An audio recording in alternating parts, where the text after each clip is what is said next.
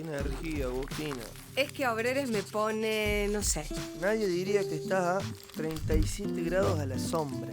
calorón, calorazo. Muy bien. Y así empezamos el séptimo de Obreres Animales.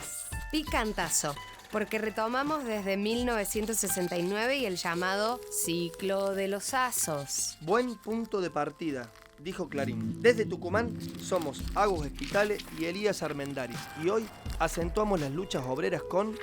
¿Cómo le ponemos este episodio? Yo le pondría la vuelta y revueltas. Bien ahí.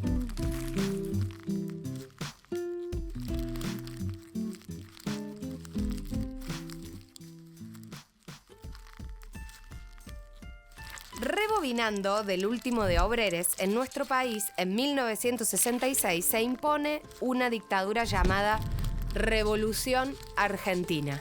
Sí, su idea es quedarse, pero en el interior del país se dan una serie de revueltas heavies, también llamadas puebladas.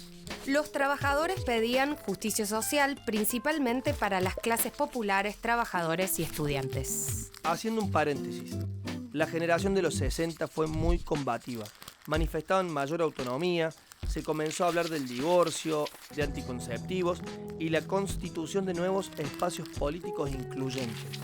Estas puebladas fueron mejor conocidas como el ciclo de los asos.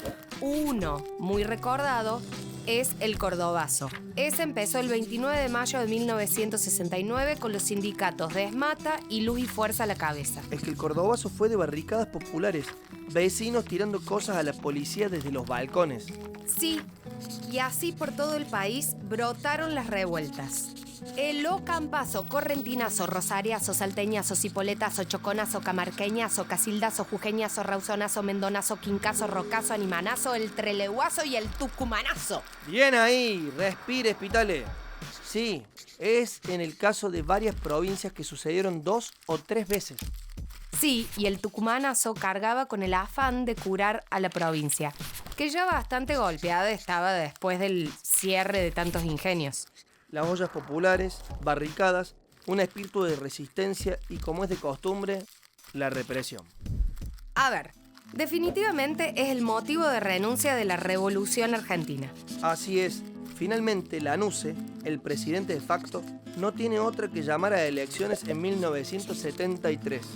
Y esta vez con el Partido Justicialista en las boletas, pero sin Perón. Es decir, él no podía postularse, pero como el general seguía siendo argentino, le encontraron la vuelta.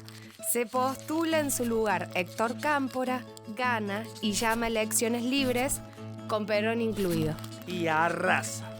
Con un 62% Perón triunfa y empieza su tercer mandato. Todo un desafío porque la inflación subía y a principios del 73 ya había superado el 100%.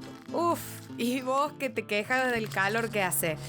Frente a esa suba, Perón promueve lo que llama el pacto social. Congelar las paritarias salariales, pero también los precios de productos y las tarifas. Claro, el tema es que ya había muchas empresas que habían hecho una suba preventiva de los precios. Yes, y acá siento que a esta película ya la vi, que Argentina da vueltas. Toco madera, compañera, porque además del temite económico, Perón se enfrenta a un crecimiento de la violencia política dentro del mismo peronismo, ¿no? Así es, al pacto social lo firma de una la patronal. Pero para que activen los sindicatos, Perón necesita de Rucci. Sí, Agus. Necesitaba de José Ignacio Rucci, quien era secretario general de la CGT, muy fiel y cercano a Perón. Sí, y representante del peronismo ortodoxo y sindicalismo burocrático. Opuesto a sectores más jóvenes, también peronistas, pero que pertenecían a la llamada tendencia revolucionaria. Exactamente, una rama influenciada por la Revolución Cubana, socialistas. Uno de estos grupos era Montoneros, que en septiembre de ese año se adjudica el asesinato de Rucci. Como que en 1973 se da la vuelta de Perón y 3 hechos que dividen para siempre al peronismo. La creación de la AAA, el asesinato de Rucci y la masacre de Ezeiza. Saladito el año. Sí, Sí, es importante aclarar que el asesinato de Rucci, u Operación Traviata, denominada por los medios, fue un mensaje a Perón, que los había marginado de su vuelta. Porque desde el exilio los apoyaba, pero una vez Perón volvió a la presidencia, les dio la espalda. Siempre serás un misterio, Juan Domingo. Sí, un enigma que se llevó a la tumba. Ya en marzo de 1974 el famoso pacto social estaba muy desgastado, ¿no? También había una recesión internacional muy fuerte, lo que movilizó primero la patronal. Sí, aquellas empresas que usaban material importado presionaron fuerte para que se levante el congelamiento de precios y los sindicatos pechan para tener paritarias, obvio. Bueno, momento pinzas. Les obreres luchan por esos aumentos. Justamente la burocracia sindical hace lo imposible para respetar la palabra de Perón. Es cierto, Spitali, muy bien cobrada esa falta. Les obreres empiezan a pelear por su bienestar. Incluso al principio lo hacen de acuerdo al pacto. No piden aumentos salariales, sino mejoras laborales, reincorporación de despidos. Sí, otra estrategia fue reclamar por la reclasificación de tareas, o sea, buscarle la vuelta. Pero ni esto alcanzó. Y de a poco las protestas de les obreres, las bases, desbordaron a la misma gerencia sindical. Aquí aparece lo que llamaban huelgas salvajes. Tremendo el nombre. Eran luchas autoorganizadas con métodos como la toma de rehenes o con tanques de líquidos inflamables alrededor de la fábrica. Y en el momento menos oportuno, muere Perón un 1 de julio del 74, dejando un vacío de poder imposible de llenar. Y queda a cargo Isabel Martínez de Perón, que nunca llegó a ser una líder popular. Así, el vacío se tradujo en violencia y acá en Tucumán se dio uno de los episodios más infames de nuestra historia nacional, el Operativo Independencia. Vuelvo un poco. Como dijimos, en Tucumán hubo 3 asos. La crisis social y económica afectó mucho a un campo popular muy crítico y con experiencias de lucha y organización.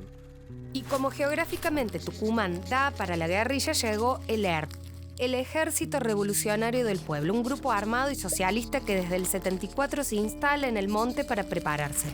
Pero en 1975 el gobierno nacional autorizó, y cito, a ejecutar las operaciones militares que sean necesarias a efectos de neutralizar y o aniquilar el accionar de los elementos subversivos que actúan en la provincia de Tucumán. Para septiembre del 75 el ejército ya tenía intervenidas 14 de las 23 provincias y un poco usa el Operativo Independencia para ensayar lo que vendría a nivel nacional. Detenciones ilegales, torturas, violaciones, ejecuciones y desaparición de los cuerpos para negar su muerte oficialmente. Un salto cualitativo en la represión. La estrategia de los militares y los sectores de ultraderecha fue de guerra total, es decir, armada y política, pero también mediática. O sea, guerra cultural. Todo aquello que fuera opuesto al orden patriótico, cristiano y tradicional era considerado subversivo y debía ser eliminado. Justamente no muerto, sino desaparecido, eliminado, inexistente. Así, la persecución fue también a abogados, artistas, obreres, curas, tercermundistas. Se persiguió y aniquiló una cultura tucumana forjada al calor de las luchas sociales y el cuestionamiento. Y quienes llevaron a cabo la masacre Operativo Independencia fueron los generales Adel Vilas y Antonio Domingo Bussi. Ni olvido ni perdón. Y volviendo al contexto nacional, en Buenos Aires, la burocracia sindical reclama una apertura de paritarias, pero no es desinteresada, sabe que es la única manera de contener a las bases. Y lo logran. De acuerdo con el gobierno de Isabel, dan los pasos necesarios para que la CGT de los argentinos pierda fuerza. Muchos de sus activistas fueron directamente expulsados. La AAA, como fuerza parapolicial anticomunista, se dedica a eliminar personas a mansalva.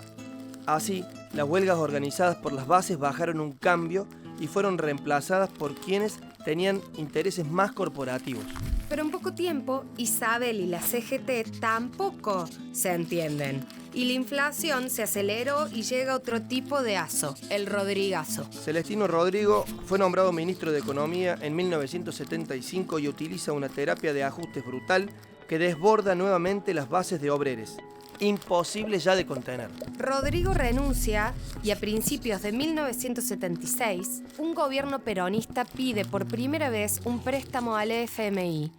Pero es tarde, y el 24 de marzo de ese año se da el último y más duro golpe militar de Argentina. La dictadura cívico-militar de 1976 fue aceptada con resignación por la mayor parte del pueblo y esperada con ganas por una minoría. Un buen punto de partida. Fue el título de un artículo de Clarín del 26 de marzo. Creo que ilustra a dicha minoría, ¿no? Sí. Pero hoy, gracias a los nuevos medios, nosotros también podemos comunicar y decir nuestros titulares sobre esos años. Y así será en el octavo de Obreres. Bien ahí, compañera, ese es el espíritu. A no aflojarle que se viene con baches el próximo tramo. Así que los dejamos con el ¿sabías qué? Somos @aguafuerte y @elarmendaris. Y el podcast @obreres_animades. Ahora sí. Un abrazote. Amigos, a no aflojar. Bye, chiques. ¿Sabías que ¿La generación combativa logró constituir nuevos espacios políticos? a principios de los 70 surgió el Frente de Liberación Homosexual? Una asociación de defensa de los derechos de los homosexuales con tendencia de izquierda y revolucionaria de las primeras en Latinoamérica. Fundado en Once, Buenos Aires, empezaron con la unión de distintos grupos nucleados, entre estos Safo, de lesbianas, Bandera Negra anarquistas y hasta católicos homosexuales argentinos. En profunda lucha se manifestaban en la publicación Somos, una revista única en Argentina cuyo objetivo era visibilizar las luchas de género en el turbulento contexto político, social y cultural del mundo, más específicamente en nuestro país. Una gran herencia de principios de siglo, que como es costumbre, Fue prohibida en 1976. Paradójicamente, su nombre fue cooptado por otra revista, la Somos, conservadora. Fue una publicación vigente entre el 76 y 1993, muy afín al golpe. en definitiva, otra apropiación más de la dictadura.